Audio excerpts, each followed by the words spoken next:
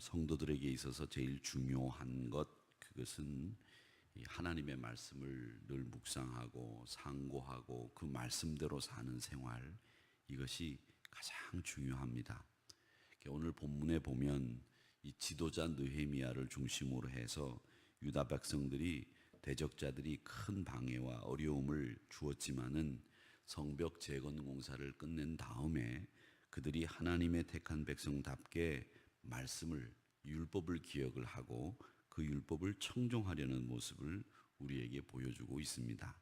그래서 제사장 겸 학사인 이 에스라가 하나님의 말씀을 이제 읽어 나가게 되는데, 지난날 하나님의 말씀을 떠나서 청종하지 않고 범죄했던 사실을 생각하면서 뉘우치면서 우는 장면이 이제 8장의 시작이 됩니다. 근데 이 사건을 보면 우리가 이 말씀을 경시해서는 안 된다고 하는 사실을 깨닫게 되는데, 이 말씀이 진리가 혼탁해져 가는 세상 속에서 하나님의 말씀을 더 깊이 사모하고 그 말씀대로 사는 것을 여러분과 제가 사모하며 또 경청하고 그 말씀이 우리 안에 살아 역사하기를 기도하는 저와 여러분이 되기를 주의 이름으로 축원합니다. 이 사건을 우리가 구체적으로 하나씩 살펴보면 제일 먼저 이 말씀 앞에서 온 백성들이 한 자리에 모였던 것을 볼 수 있습니다. 1절 말씀에 보면 뭐라고 얘기하느냐면 일제히 수문 앞 광장에 모였다, 이렇게 되어 있습니다. 그러니까 말세지 말에 모이기를 패하기를 좋아하는 습관을 쫓아하지 말라고 말씀하셨는데, 이 마지막 때가 가까이 올수록 모이기에 힘쓰는 우리 성도들이 되어야 됩니다. 우리 성도들은 항상 신앙생활을 하는데 같이 신앙생활을 하는 사람이지 혼자 신앙생활을 하는 사람들이 아닙니다. 혼자 신앙생활을 할 것 같으면 여러분 어떻게 신앙생활을 해도 되느냐? 저 토굴 속에 들어가서 유리방황하는 사람처럼 그렇게 신앙생활을 해도 되는 거죠. 그런데 우리가 신앙생활을 같이 하는 이유는 뭐냐 하면 서로를 위해서 기도해주고, 또 우리가 서로를 위해서 다 도움도 받고 도움도 주면서 이 신앙생활이 공동체에서부터 시작됐기 때문에 이 신앙생활은 공동체 신앙생활이 되어야 됩니다. 늘 사람은 같이 해야 되는 것이 우리 사람들이 지내야 될 모습이라고 하는 것을 여러분 잊어서는 안 됩니다. 그러기에 거기에 질서가 있는 것이고, 또 거기에 하나님의 뜻이 우선돼야 되는 것이고, 거기에 우리가 서로 하나님 앞에서 경우와 예의를 차리며 우리 믿음의 사람들이 함께 동역하며 나아가는 것이 신앙생활을 하는 데 있어서 제일 중요한 겁니다. 제일 중요한 이 함께 모이는 것, 이게 마지막 때가 되면 패한다는 겁니다. 그래서 우리 백성들이 함께 수문 앞에 광장이 모이듯, 이렇게 우리 이스라엘 백성들이 이렇게 모이듯 한우리 성도님들도 하나님의 성전에 모여 전체 하나님의 말씀을 들으려고 하는 이 사모하는 마음이 여러분 마음속에 있게 되기를 주의 이름으로 축원합니다. 근데 그 모임이 강요에 의해서 모인 게 아니에요. 자발적으로 그곳에 모였습니다. 여러분, 포로 생활을 오랫동안 했습니다. 이 오랫동안 포로 생활을 했기 때문에 이스라엘 백성들이 한 곳에 모여 본 적이 없는 사람들이에요. 언제 한 곳에 모여 봤겠습니까? 노예들이고 포로들인데. 그런데 이분들이 한 곳에 모였다고 하는 사실은 그 자체만으로도 큰 의미를 우리가 발견할 수 있는데, 영혼 구원은 개인으로 주어지지만 이 신앙생활이라고 하는 것은 집단으로 하는 겁니다. 공동체적인 생활을 하는 겁니다. 여럿이서 모이게 되면 여러분 기도도 상상할 수 없는 놀라운 힘이 발휘되는 겁니다. 그러기에 예수님이 뭐라고 말씀하셨느냐면 마태복음 18장 20절의 말씀에 보면 두세 사람이 모인 곳에 나도 거기에 있다, 그렇게 말씀을 하셨습니다.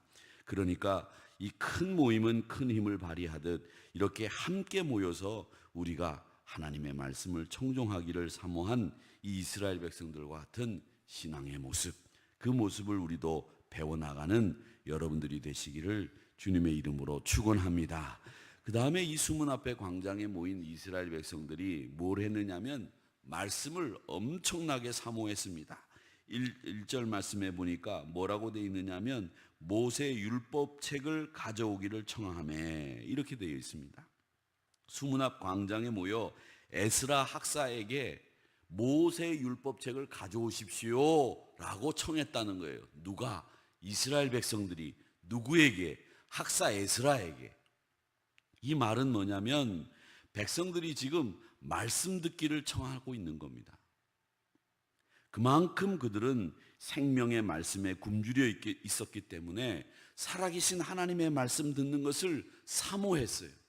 그래서 에스라 학사에게 말씀책을 가지고 오십시오. 그렇게 이야기를 하고는 율법을 듣는데 그 말씀을 듣는 자세가 진지하기 이를 데 없었습니다. 율법에 낭독하는 이 시간이 무려 6시간이 걸렸지만 이 말씀을 사모했기에 그들은 조금도 변함없이 그 말씀을 그대로 들었다고 이야기하고 있습니다. 사도 바울은 사도행전 17장에 보면 말씀 듣기를 사모하고 간절한 마음으로 말씀을 받았던 사람들을 소개하고 있는데 그 사람들이 누구냐면 베레아 사람들이었습니다. 베레아. 이 베레아라고 하는 말은 결국 가장 신사적이고 가장 경우 바르고 하나님 앞에 신앙의 태도가 순종의 태도를 가진 사람들이었는데 이 사람들이 어떤 사람들이었느냐? 제일 중요한 신앙의 태도가 말씀을 듣는 태도가 신사적이고 간절했다는 겁니다. 또 여러분 누가복음 10장의 말씀에 보면 예수님이 나사로의 집에 들어갔는데 마르다와 마리아가 있었는데 마리아는 음식을 열심히 준비하고 있었는데 마르다는 예수님의 무릎 곁에서 말씀 듣기를 사모하지 않았습니까? 그러니까 마리아가 와가지고 예수님 내가 음식 준비하는데 시간이 없고 경황이 없으니 마르다에게 나를 도와서 음식을 준비하라고 말씀해 주세요. 그렇게 이야기했더니 예수님이 뭐라고 말씀하셨습니까? 네가 할 일이 있고 얘가 할 일이 있는데 얘는 말씀 듣기를 선택하였으니 말씀 듣도록 해라. 이렇게 교통정리를 해주시면서 말씀 듣기에 전념한 이 하나님의 사람들을 칭찬했다고 하는 것을 우리는 알 수 있습니다. 기독교 역사를 보더라도 이 교회 부흥이라고 하는 것이 프로그램이 많고 교회가 무슨 다양한 축제를 벌이고 이래서 교회가 부흥된 적이 없습니다. 우리가 언제 전교인 체육대회를 하고 전교인 수련회를 할 수 있었습니까? 그런 걸 할 엄두를 내질 못했습니다. 그런데 그때는 말씀에 깊이 뿌리를 내리려고 하는 사모하는 마음이 많았어요. 그래서 모든 일을 다 뒤로 하고 말씀 사경회라고 불렀고 말씀이 시작되면 온 성도들이 부흥회 때는 월요일부터 토요일날까지 말씀을 사모하는 마음으로 깊이 그 말씀에 빠져들었던 적이 얼마나 많이 있었습니까? 오늘 이스라엘 사람들처럼 하나님의 말씀을 사모하고 그 말씀을 들으려고 열심을 내고 진지하게 전심을 다해서 하나님의 뜻을 발견하기 위해서 노력하는 저와 여러분이 되시기를 주님의 이름으로 축원합니다. 축원합니다. 말씀을 사모해야 됩니다. 자, 그 다음에 이분들이 2절 말씀에 보면 언제 모였다고 되어 있느냐면 7째 달 초하루에 제사장 에스라가 율법책을 가지고 회중 앞에 나왔다고 되어 있습니다. 근데 이날이 안식일이었다고 하는데 이날을 나팔절이라고 불리는 날입니다. 이 나팔절이라고 하는 날은 성회로 모이는 날이에요. 거룩한 모임이 있는 날, 하나님을 경외하고 말씀을 듣고 찬양하고 경건하게 생활하는 그 날이 나팔절인데 포로로 끌려갔다가 돌아와서는 제단을 쌓고 번제를 드리기 시작한 날이 나팔절의 시작입니다. 기억해 두세요. 하나님이 우리에게 주신 은총을 기념하는 날이 나팔절이에요.